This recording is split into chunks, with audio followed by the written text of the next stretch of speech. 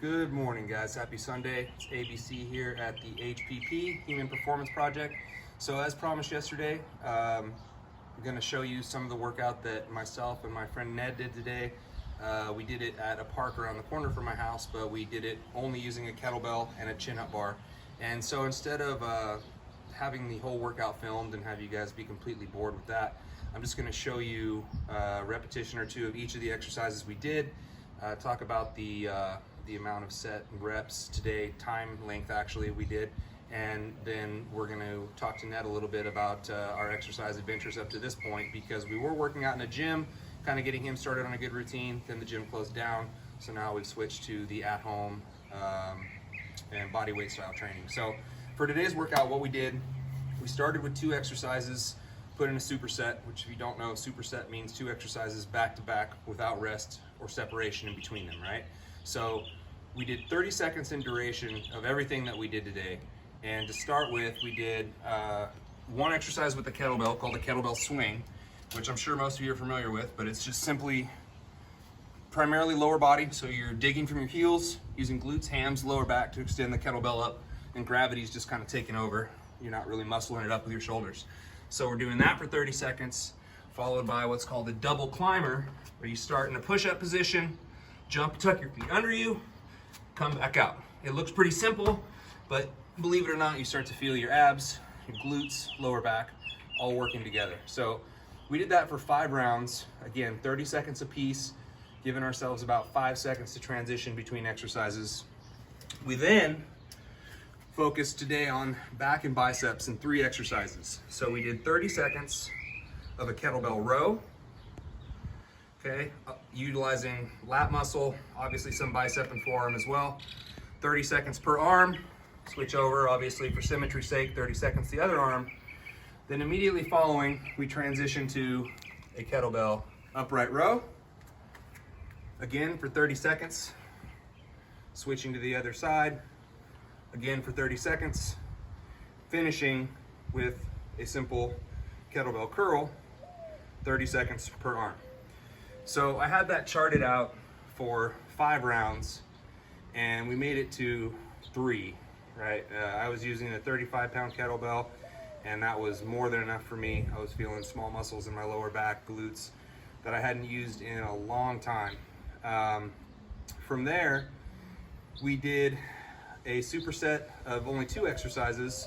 So far we've done 2 exercises, switched to the 3 exercise circuit, and then back to 2. We did what's called an inverted pull-up, which is one of the only things I can't demonstrate for you here. But if you can imagine yourself holding a bar from underneath, pulling it up to your mid-chest, and coming back down, you're at about a 45-degree angle. And I did that on a simple handrail at the park.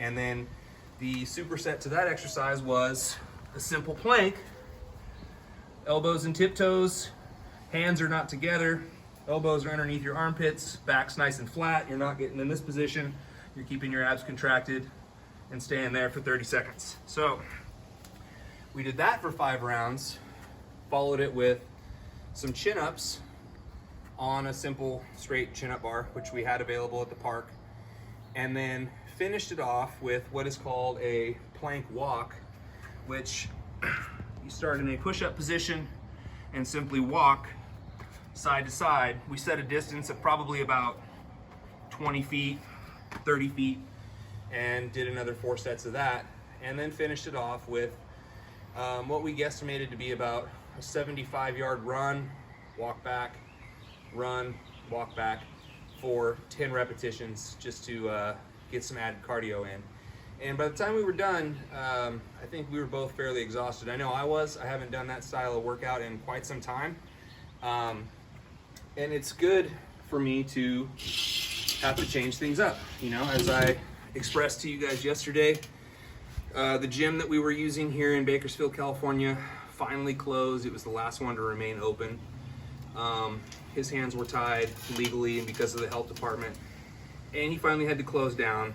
And for a minute I thought it was the end of the world, because I love lifting weights, but I love exercise, period. And for those of you who aren't familiar with really how to split up your workouts or what's called periodization, you're not just doing the same types of workouts year round, hopefully.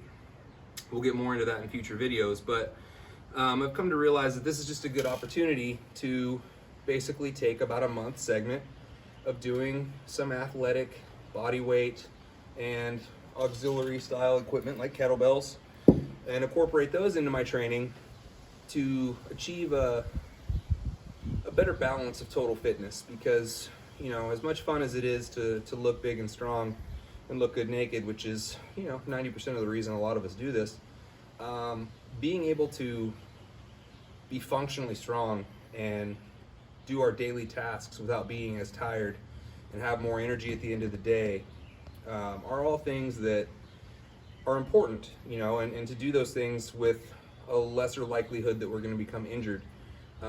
Those are all core fundamentals of a lot of people's fitness, and they should be on some level a core basis of yours as well, because it's, again, functionality is imperative, and that is really brought about, I think, a little more efficiently by some of the things that we're being forced to utilize with these at-home workouts. You know, I realize not everyone has the experience to just know how to kind of switch from one training style to the other, but that's kind of one of the purposes for me being here on this video for you. And also, you know, I will tell you that social media, say what you want about it, but there is a lot of information and resources out there as far as styles and modalities that you can utilize for an exercise routine that will fit you, that you can do in the comfort of your own home or in a park or a little bit of both, depending on what your surroundings are. So again, you know, realizing that just movement of the human body is necessary, and in these times when we're going to be isolated and our lives are going to change a little bit, and maybe it's for the better, maybe it's not, maybe you're not even sure yet. Getting the physiological change from accomplishing a workout and feeling the endorphins that come with a workout, for somebody like me, who again is in addiction recovery, it's absolutely mandatory. You know, I mean, I have to feel good about myself on some level and feel like I've done something productive at the end of the day, and that's a big part of what exercise does for me. The physical benefits are just kind of icing on the cake. And this is something that I've done since I was about 12 years old in some way, shape, or form, and it's second nature to me at this point. You know, I can't really imagine my life without some type of exercise or nutritional regimen being involved. And what I want to do now is not talk about myself, even though it is one of my favorite topics, and hear a little bit from my friend Ned about how starting a fitness routine, having to stop the fitness routine, and starting a new fitness routine has kind of affected him and his thinking and the way he feels about himself and the way he feels physically. So I'm going to switch places now with my good friend Ned and ask him a few questions here, and that will be our video. Please do like and subscribe, not because we need the validation, but because we need the participation, and the more people participate, the more people we can reach. And I do love feedback, so the Human Performance Project, all one word, at gmail.com. Comment on the video. I'm also on Facebook and Instagram, just under my full name, Adam Coleman. Any of those places is a valid avenue to reach out and, you know, ask questions, ask to be involved, whatever the case may be. So without further ado, I'm going to switch sides on the camera here and talk to my friend Ned a little bit.